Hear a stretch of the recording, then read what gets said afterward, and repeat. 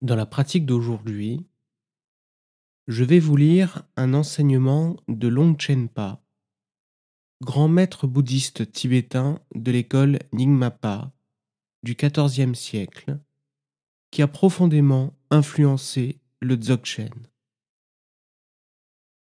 Cet enseignement est intitulé Un miroir révélant les points cruciaux, conseil sur le sens ultime.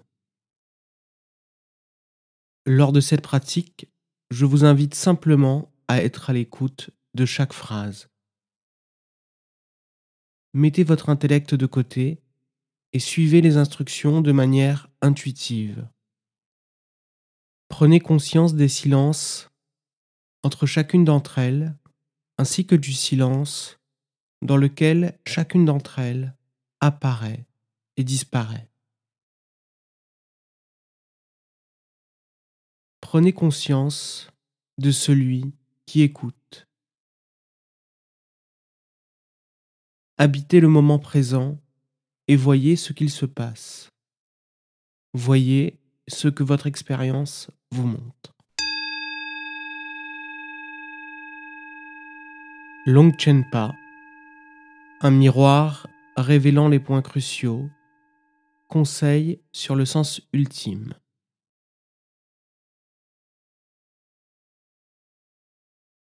Nous avons acquis une forme humaine parfaite avec ses libertés et ses avantages.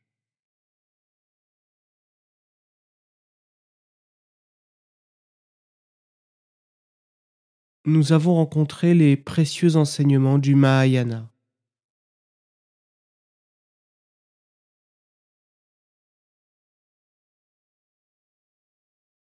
Et nous avons la liberté de pratiquer authentiquement ce dharma sacré.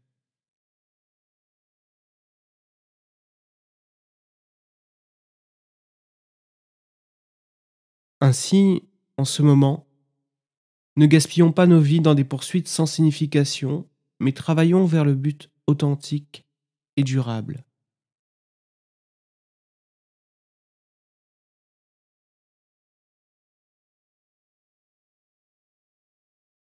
Il existe une infinité de catégories d'enseignements et d'innombrables façons d'entrer dans les véhicules. Les explications peuvent comporter un grand nombre de mots et d'expressions. Si nous ne pouvons pas prendre à cœur l'essence de la signification authentique, alors même le fait de mémoriser des centaines de milliers de volumes n'apportera aucun bénéfice au moment de la mort.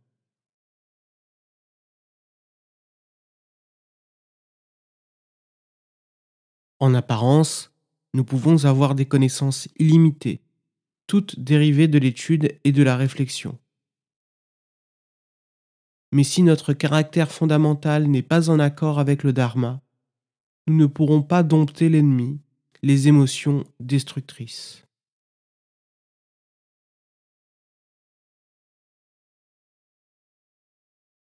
Si nous ne limitons pas nos désirs intérieurs en adoptant l'attitude de n'avoir besoin de rien du tout, même la maîtrise de 1000 mondes n'apportera aucune satisfaction réelle.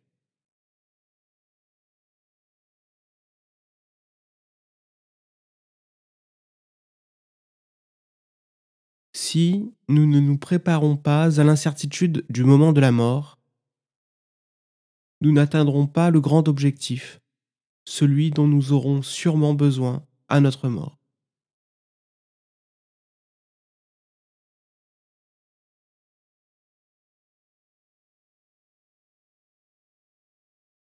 Si nous ne surmontons pas nos propres défauts et ne nous entraînons pas à la perception pure et impartiale, l'attachement et l'aversion nous empêcheront d'entrer dans les rangs du Mahayana.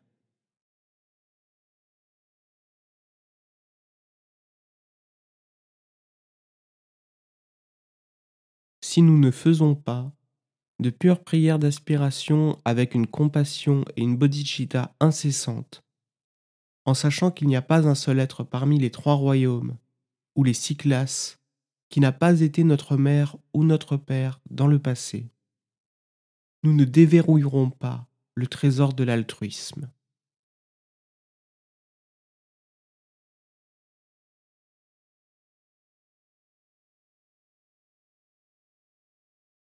Si nous n'avons pas une telle dévotion pour nos gentils maîtres que nous les considérons comme plus grands que le Bouddha, nous ne recevrons même pas une seule portion de leur bénédiction.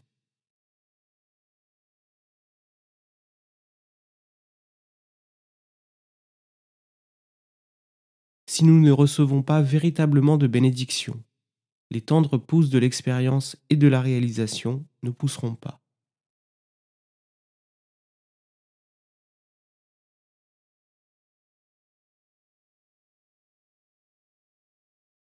Si la réalisation ne naît pas de l'intérieur, les explications arides et la compréhension théorique n'apporteront pas le fruit de l'éveil.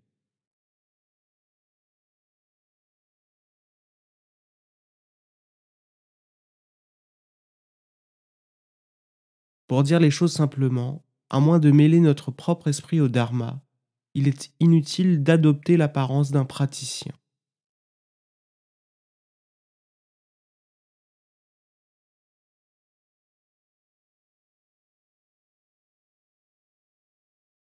En nous limitant à la subsistance et au logement de base, considérons tout le reste comme inutile.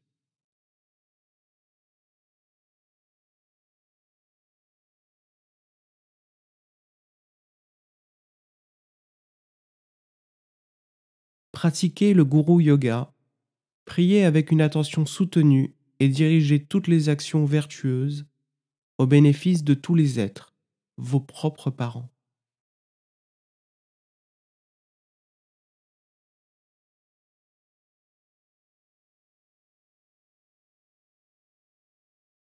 Tout ce que vous rencontrez, que ce soit le bonheur ou la peine, le bien ou le mal, considérez-le comme la bonté du lama.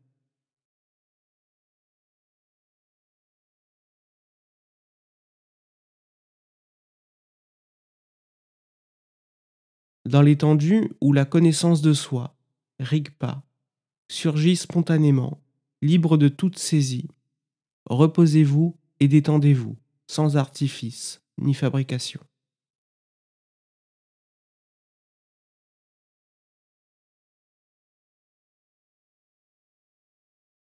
Sans la moindre trace de quoi que ce soit à cultiver ou sur lequel se concentrer en méditation. Ne vous laissez pas dériver, même un seul instant, dans la confusion ordinaire.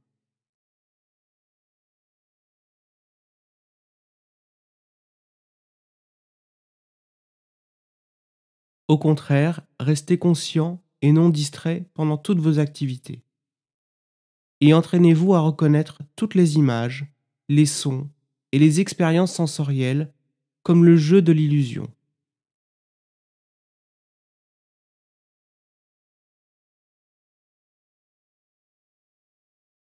En agissant ainsi, vous acquérerez de l'expérience pour le bardo. Faites en sorte que tout ce que vous faites soit en accord avec le dharma sacré et consacrez toute votre vertu à l'illumination.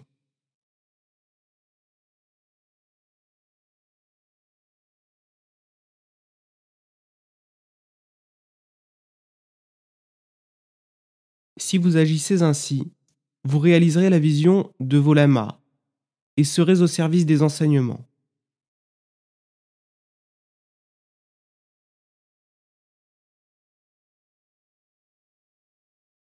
Vous récompenserez la bonté de vos parents et bénéficierez spontanément à vous-même et aux autres. S'il vous plaît, gardez cela à l'esprit. Même si nous devions nous rencontrer en personne, je n'aurai pas de plus grandes instructions à donner aux jeunes que celles-ci. Prenez-le donc à cœur, tout le temps et dans n'importe quelle situation.